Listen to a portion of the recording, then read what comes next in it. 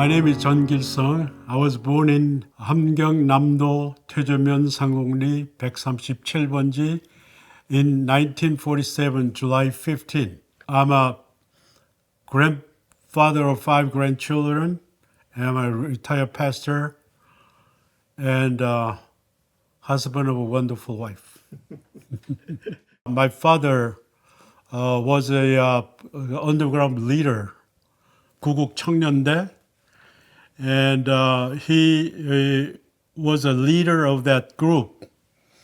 But 1949, July 24th, when I was 2 years old, he caught by the secret police of North Korea and took it to prison. And because he was a ringleader, they tortured him to get all the whereabouts his friends, but he never told. And before he died, there is a record in my book. Even though I am dying right now, I want to come back as a protecting God of this country that he was tortured and killed because he sacrificed. My mother kept me on her back, 3 years old. My sister was 5 years old. I had a younger sister. She just 1 year, just born, but because of some kind of poison in her hands, she passed away. My mother kept going because after war broke and UN forces pushed North Korea to the Manchuria, then Chinese came down with the retreat. We took the boat, commercial cargo ship. The Captain Leonard Raru took out all the luggage out, about 60 crew members. He jam-packed almost 15,000 refugees, fled to South. And I was told that during that flee, the engine just stopped. And they're floating on the Eastern Sea in the winter, December 24th. And the repair ship came from Japan and repaired it. It took 3 days to Geoje Island. And I was told that we arrived at Christmas.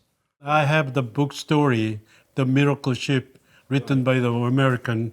I was told that through my mother and her friends, it's a miracle, really miracle ship. About the war, I don't have any clear memory, but the memory, we landed on the Geoje Island when I was 4. There are some memories. Friends who is much older than me, they are coming together, and when they go to sea, I was following them, and we caught some sea anemone, sea ginseng, and all kinds of seafood. We ate together, and there was a furious fight each other with the refugee from north, the people in the island. Almost every night, they fought each other with throwing rocks and all those things. I remember I collected some rocks for the big brothers to fight. Yeah. There's a very scarce of food, and we caught the grasshopper from the rice field, cook it, and we even caught the frog to pull out the lake and cook it and ate it. And I was so malnutritioned, and I caught the malaria. I was almost killed by that. I remember my mother put me on her back, and when you put your ear on somebody's back, you can hear the sound of. I still remember when I was 4 years old, I was introduced to a lady named Mary Lou Mueller. She was a Stanford graduate, lived in San Francisco through the organization so-called Save the Children. Then she started to support me when I was 4th grade, and I wrote a Korean letter, and the office in Seoul, they translated and sent it to her, and she wrote in English, they translated in Korean to me, and back and forth. And because of her, I could go to junior high and high school. And she gave me a dream. Someday I'll go to U.S. to see her. From junior high, I started to English very diligently. I came to the United States 1972 on my birthday, and I really wanted to see her someday, but it took several years. And after my two children were born, and my mother came, we finally drive up to San Francisco, met her after 25 years later. We met her in her home, and my kids know the story, our story. As soon as they saw her, Grandma, it's my mother's age. And we sang songs. She played violin. My wife played piano. We gathered together, and we come back. 10 years later, we went again. This time, my kids was driving, and she passed away last year. I was yearning. When I was in fourth grade or third grade, it was a holiday, no school. I went to my friend, knocking the door. Let's play. He said, no, I can't do that because I have to go to a zoo with my father today. And he ran off. That picture's still on my memory. I don't have any father. Yearning for the father, I met his friend, about 40 or 50 friends when I was in junior high school. There was a moment, I never forget that. Those friends gathered together. I was invited to the group, and one man said, who is this?